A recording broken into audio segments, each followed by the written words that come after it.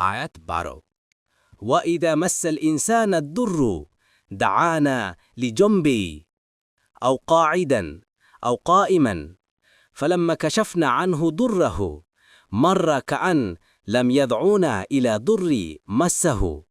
كذلك زين للمسرفين ما كانوا يعملون অনুবাদ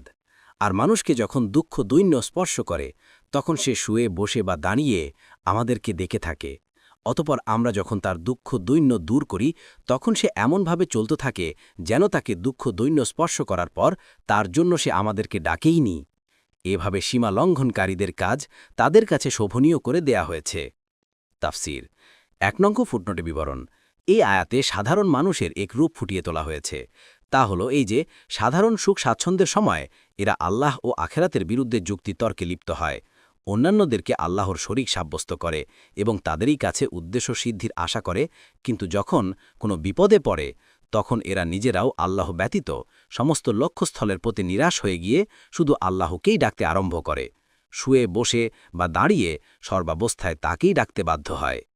সাদি অথচ তারই সাথে তাদের অনুগ্রহ বিমুখতার অবস্থা হলো এই যে যখনই আল্লাহ তালা তাদের বিপদ আপদ দূর করে দেন তখনই আল্লাহ তালার ব্যাপারে এমন মুক্ত হয়ে যায় যেন কখনো তাকে ডাকেইনি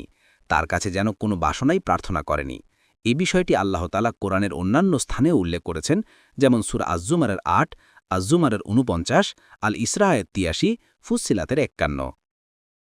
কিন্তু যাদের হেদায়েত নসিব হয়েছে এবং ঈমান এনেছে তারা সুখে দুঃখে সর্বাবস্থায় আল্লাহকে স্মরণ রাখে আল্লাহ তাআলা তাদেরকে সূরা হুদের 11 নং আয়াতে ব্যতিক্রম বলে ঘোষণা করেছেন অনুরূপভাবে রাসূল সাল্লাল্লাহু আলাইহি ওয়াসাল্লাম বলেছেন মুমিনের কাজ কারবার দেখে আশ্চর্য হতে হয় আল্লাহ তার জন্য যা কিছুই ঘটাক সেটাই তার জন্য কল্যাণের রূপ নেয় যদি তার কোনো ক্ষতি বা দুঃখজনক কিছু ঘটে তখন সে তাতে ধৈর্য ধারণ করে ফলে তা তার জন্য কল্যাণকর হয় আর যদি তার কোনো খুশি বা লাভজনক কিছু হয় তাতে সে কৃতজ্ঞ হয় শুকরিয়া আদায় করে ফলে তা তার জন্য কল্যাণকর হয় এটা একমাত্র মুমিনই পেতে পারে আর কারো পক্ষে নয় মুসলিম পরবর্তী তাফসিরে যেতে ভিডিওটি শেষ হওয়ার পূর্বেই এই বক্সে ক্লিক করুন ভয়েস বা উচ্চারণে অনিচ্ছাকৃত ত্রুটি ক্ষমাসুন্দর দৃষ্টিতে দেখবেন ইনশাআল্লাহ